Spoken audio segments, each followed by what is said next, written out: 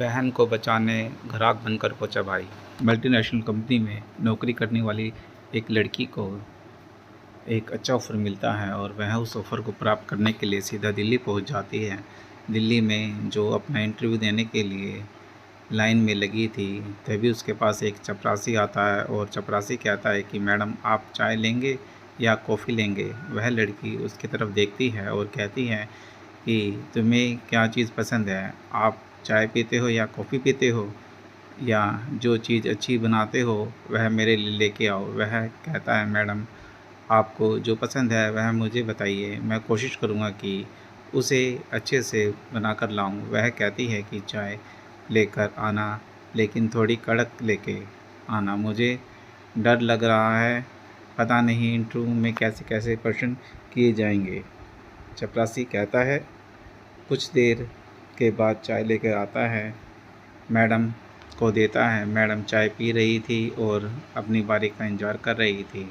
जैसे ही उसका नंबर आने वाला था, वह जी चेयर पर बैठकर चाय पी रही थी। इस चेयर पर सो जाती है और पता उसको कुछ नहीं पता चल लगता।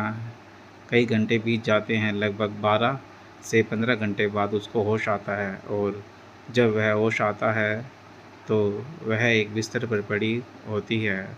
उसके तन पर एक भी कपड़ा नहीं था। उसकी आंखें जब खुल रही थी तो वह देख रही थी कि उसके सामने एक बुज़ुर्ग से आदमी बैठा है। उसके शरीर पर भी एक भी कपड़ा नहीं है। वह बुज़ुर्ग व्यक्ति उसके शरीर के साथ खेलने की कोशिश कर रहा था, लेकिन उसके शरीर में इतनी ताकत नहीं थी कि वह विरोध कर सके।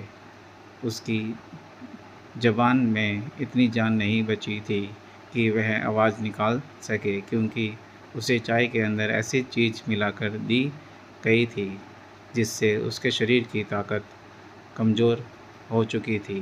वह कुछ भी नहीं बोल पा रही थी। वह बुज़ुर्ग आदमी वहाँ से जाता है और उसके बाद कोई एक और व्यक्ति वहाँ आता है। उसके बाद फिर वहाँ दूसरा आदमी आता है। इस प्रकार लगातार वहाँ लोगों के आने जाने का सिलसिला चल रहा था। लगभग 15 लोगों तक उसने गिनती की। उसके बाद तो वह गिनती करना भी भूल जाती हैं। जब उसे पूरी तरह से होश आता है तब वह पानी मांगती है, उसे पानी नहीं मिलता। खाना मांगती हैं, खाना भी नहीं मिलता। वह कहती है कम से कम तन ढकने के लिए कपड़ा तो दे दो, लेकिन कपड़े भी नहीं मिलते। तो बस उसको मार मिलती है। जब उसको मारा जाता, पीटा जाता, जब भी वह मुंह खोलते थी उसकी पिटाई की जाती थी। यहाँ से निकलने की उसने तमाम कोशिश की, लेकिन 24 घंटे उस पर किसी न किसी की नज़र रहती थी। जब वह वहाँ से बाहर जाती तो राष्ट्रीय राजधानी दिल्ली ही नहीं बल्कि पूरे क्षेत्र में जितने प्रदेश होते हैं वहाँ तक बात पहुँच जाती। यही नहीं, वह जिस प्रदेश की लड़की होती है उस प्रदेश के लोगों को यकीन नहीं हो रहा था कि किसी तरह उसकी मजबूरी का फ़ायदा उठाया गया। नमस्कार दोस्तों, आज मैं जो घटना आपको सुनाने जा रहा हूँ वह सच्ची घटना है। दिल्ली का एक थाना लगता है कमला मार्केट, जिसका एक इलाका है जीबी रोड। इसी का एक कोठा है, कोठा नंबर 68। दरअसल यहाँ से एक व्यक्ति निकलकर अपने घर की तरफ जा रहा था, जो कि दिल्ली के करोल बाग में रह रहा था। वह रास्ते में एक फ़ोन मिला और फ़ोन मिलाकर कहता है कि हेलो, मैं आपका नाम तो नहीं बता सकता, लेकिन मैं पूछना चाहता हूँ कि क्या तुम रानी के भाई बात कर रहे हो? वह लड़का कहता है कि हाँ ठीक है, मैं रानी का भाई बात कर रहा हूँ, आप कौन बोल रहे हैं? वह कहता है कि मैं अपने बारे में कुछ भी नहीं बता सकता, बस इतना बता सकता हूँ कि तुम्हारी बहन जीबी रोड के कोठा नंबर 68 में कैद है। तुम्हारी बहन ने यह मैसेज भेजा है वह पूछता है कि तुम्हें कैसे जानते हो? वह कहता है कि मैं पिछले 3-4 बार से उनसे मिलकर आया हूँ और मैं तुमसे बात कर रहा हूँ, मैं बहुत शर्मिंदा हूँ। वह व्यक्ति इतना कहने के बाद फ़ोन काट देता है और वह लड़का जो अपनी बहन के बारे में बातें सुन रहा था, रोते हुए गिड़गिड़ाते हुए अपने माँ-बाप के पास पहुँचता है और वह कहता है कि बहन की खबर मिली है, बस मुझे दिल्ली जाना है। वह लड़का सीधा यहाँ से दिल्ली जाता है और दिल्ली जाने के बाद जिस नंबर से कॉल आया था, उस व्यक्ति को कॉल करके उसे रिक्वेस्ट करता है कि बस एक बार आप मुझे मुलाकात कर लीजिए। तो वह करोल बाग में रहने वाले व्यक्ति उसे अपने पास बुलाता है और अपने पास बुलाने के बाद जब उसे बातचीत करता है, तब उसे पता चलता है कि वह व्यक्ति जिसने कॉल किया था, वह भी कोलकाता का रहने वाला है और जो बहन से मिलने आया है, वह भी कोलकाता का रहने वाला है। और इसके बाद दोनों ने अच्छे से बंगला भाषा में बात करते हैं। उसको आदमी कहता है कि जो भी कदम उठाओ अच्छे से सोच समझ कर उठाना, ऐसा ना हो कि तुम्हारी बहन की ज़िंदगी खतरे में पड़ जाए। हो सकता है कि तुम्हारी ज़िंदगी भी खतरे में पड़ सकती है। भाई कुछ देर तक सोचता रहता है और उसके बाद विचार करता है कि मुझे कुछ करना चाहिए। तभी यहाँ से सीधा जाता है कोठा नंबर 68 में। कोठा नंबर 68 में जाने के बाद उसने वहाँ देखा कि वहाँ बहुत सारी लड़कियाँ हैं जो कि धंधा करती हैं, लेकिन वहाँ का जो रूल है, वहाँ जाकर एक मैनेजर से मिलना होता है। उसको बताना होता है कि उसको किसी से मिलना है। वहाँ एक के बाद एक लड़कियाँ उसके सामने लाई जाती है। वह सभी को रिजेक्ट कर देता है क्योंकि उसको तो अपनी बहन से मिलना था, लेकिन वह सब कुछ बता भी नहीं सकता। आखिर में वहाँ की मैनेजर बताती है कि जो एक नई लड़की आई है उसका नाम रानी है, उसने इसको मिलवा दो। पीछे से आवाज़ आती है कि वह लड़की पहले से ही एक ग्राहक के पास है, उसकी बहुत डिमांड है, उसे अगर मिलना है तो आपको इंतज़ार करना पड़ेगा। वह लड़का कहता है कि अगर ऐसी बात है कि उसकी बहुत डिमांड है तो कोई बात नहीं, मैं इंतज़ार करता हूँ। वह लड़का वहाँ बैठकर इंतज़ार कर रहा होता है। वहाँ की जो मैनेजर है वह कहती है कि उसके ज़्यादा रेट लगेंगे, अगर आपको इंतज़ार कर रहा है तो ज़्यादा पैसे देने पड़ेंगे। वह कहता है कि मुझे कोई एतराज़ नहीं है, मैं उसी का इंतज़ार करूँगा। थोड़ी देर बाद वह दरवाज़ा खोलता है, वहाँ से एक ग्राहक बाहर निकलता है, बहन भी बाहर निकल आती है और दोनों का जब आमना-सामना होता है तो बहन उसको कुछ बोलने की कोशिश कर रही थी, आँखों ही आँखों में शर्मा रही थी। समझ नहीं आ रहा था कि बहन करे तो क्या करे, भाई करे तो क्या करे। भाई ने देखते ही तुरंत कहा, मुझे यही लड़की चाहिए, इसी से मिलना है। वह लड़की जैसे ही अंदर जाती है, वह लड़का भी अंदर चला जाता है। वह दोनों जब आपस में मिलते हैं, दोनों एक दूसरे के गले लगकर रोने लगते हैं। दोनों जब फूट-फूट कर रो रहे थे तो यह आवाज़ बाहर न जाए, इसलिए दोनों ने एक दूसरे के मुंह पर हाथ लगा लिया, क्योंकि अगर यह आवाज़ बाहर चली जाती तो उन दोनों के लिए खतरा हो सकता था। वह जो एक समय सीमा होती है, कोठे पर रुकने की समय सीमा उसके पार हो जाती है तो उसका दरवाज़ा बाहर से खटखटाने की आवाज़ आती है। बार-बार दरवाज़ा खटखटाया जा रहा था। फिर बाहर से आवाज़ आती है कि अगर तुम बाहर नहीं निकले तो तुम्हारे लिए ठीक नहीं होगा। तुम क्या कर रहे हो? जल्दी बाहर आओ। वह लड़का कहता है कि क्या बात है? तो बाहर से आवाज़ आती है कि तुम्हारी समय सीमा ख़त्म हो चुकी है। अगर 5 मिनट का समय और लिया तो तुम्हारा चार्ज जो है वह डबल हो जाएगा। जितने पैसे आपने दिए हैं उससे दुगने पैसे आपको देने पड़ेंगे। वह लड़का कहता है कि ठीक है, मैं ज़्यादा पैसे दे दूँगा, देने को तैयार हूँ, लेकिन मुझे कुछ देर और रुकना है।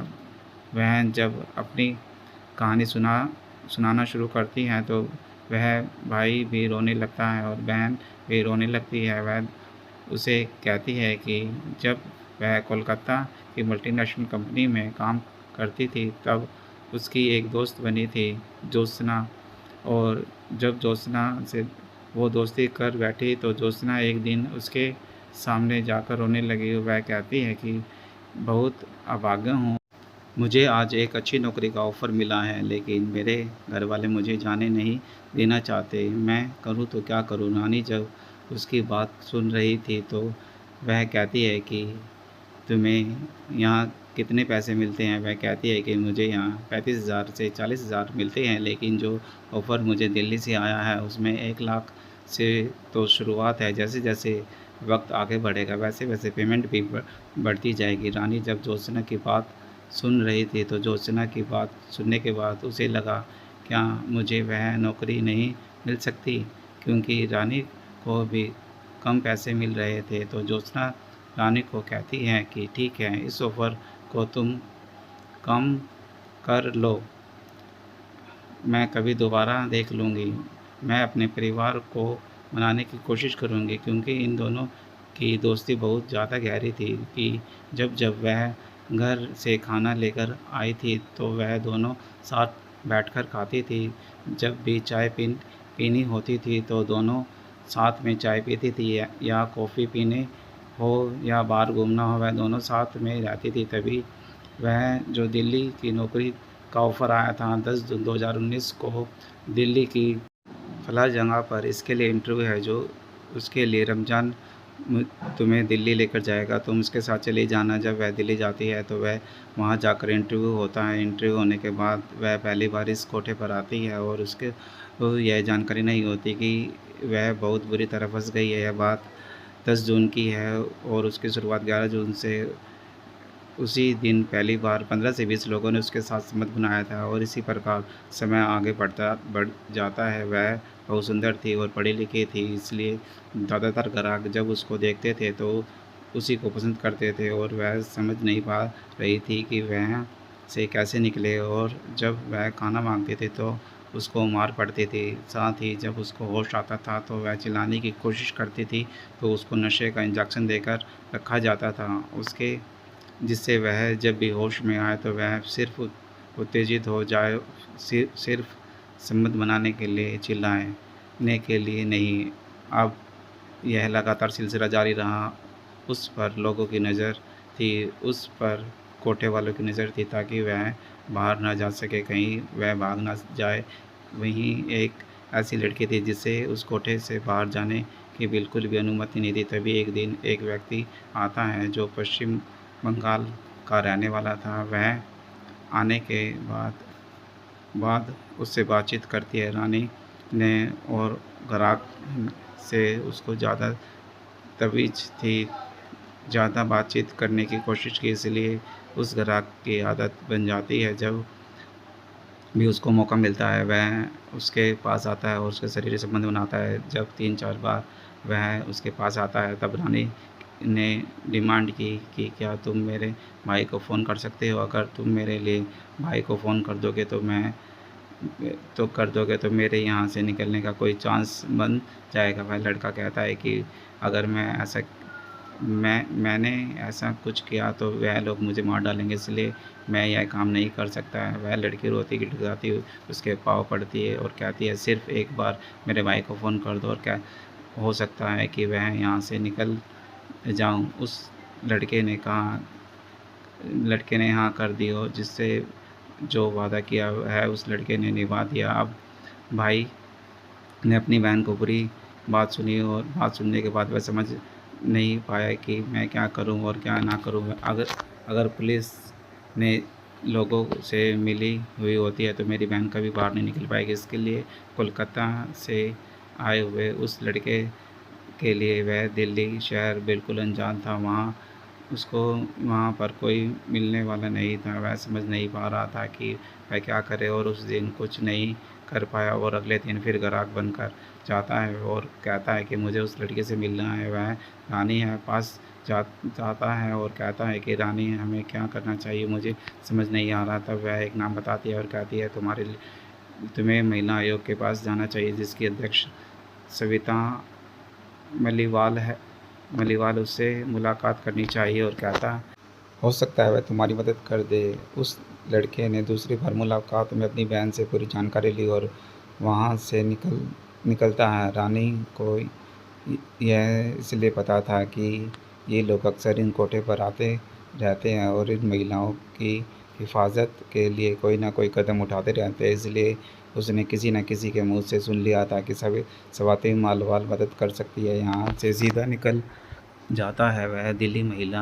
आयोग में। वहाँ पर एक लेडी उसको मिलती है, किरण नेगी। वह लड़का किरण नेगी को सारी घटना के बारे में जानकारी देता है। जब किरण नेगी कहती है कि मैं इस घटना के बारे में मेरी जो सीनियर है अध्यक्ष उससे बात करती हूँ, किरण नेगी ने स्वाति मालवाल से बात की और उसका पूरा मामला समझाया। ऐसा पूरा मामला जो कि भाई वह अपने पास बैठा हुआ है, वह सीधे अपनी बहन से कोठे पर मिलकर आया है, बातचीत करके आया है, इसलिए इस बात में कोई झूठ नहीं है। हम इसकी मदद करनी चाहिए। वह स्वाति मालवाल से पूरी कहानी सुन ली और कहानी सुनने के बाद वह सीधे डीसीपी को कॉल करती है और कहती है कि मुझे सर आपकी मदद चाहिए। जीबी रोड पर एक कोठे है जिस रोड रेड डालनी है, वहाँ एक लड़की है जो कई महीनों से फंसी हुई है, उसके साथ गंदा काम चल रहा है। उसको नौकरी के लिए कोलकाता से यहाँ दिल्ली बुलाया गया था। डीसीपी जब पूरी कहानी सुनता है तो वह कहता है ठीक है, एक डेट निश्चित कर लेते हैं। उस डेट को निश्चित हुई 9 अगस्त 2019 को जब हुई, और जब वह 9 अगस्त आई तो तीसरी बार भाई ग्राहक बनकर जाता है। जब भाई को समझा दिया जाता है कि टीम नहीं आएगी जब तक तुम कोठे के अंदर अपनी बहन के साथ रहोगे, ताकि वह आसानी से उस जाकर पकड़ सके। ठीक है, वो ठीक वैसे ही होता है। उसके प्लान के मुताबिक किरण नेगी स्वाति मालवाल डीसीपी के साथ कई अधिकारी के साथ टीम लेकर वहाँ पहुँचती है।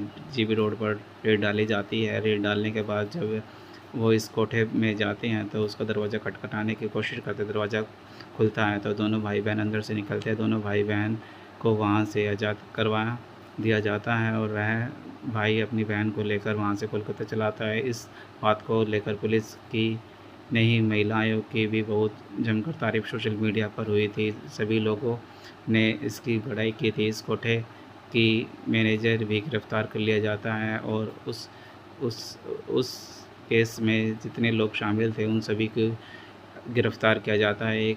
एक एफआईआर वहीं दर्ज की गई और उसके नौकरी के लिए बोला गया। जब वह वहाँ से निकल जाती थी तो उसके बाद उसका मोबाइल बंद था, तभी गुमशुदा की एफआईआर दर्ज कोलकाता में हुई थी।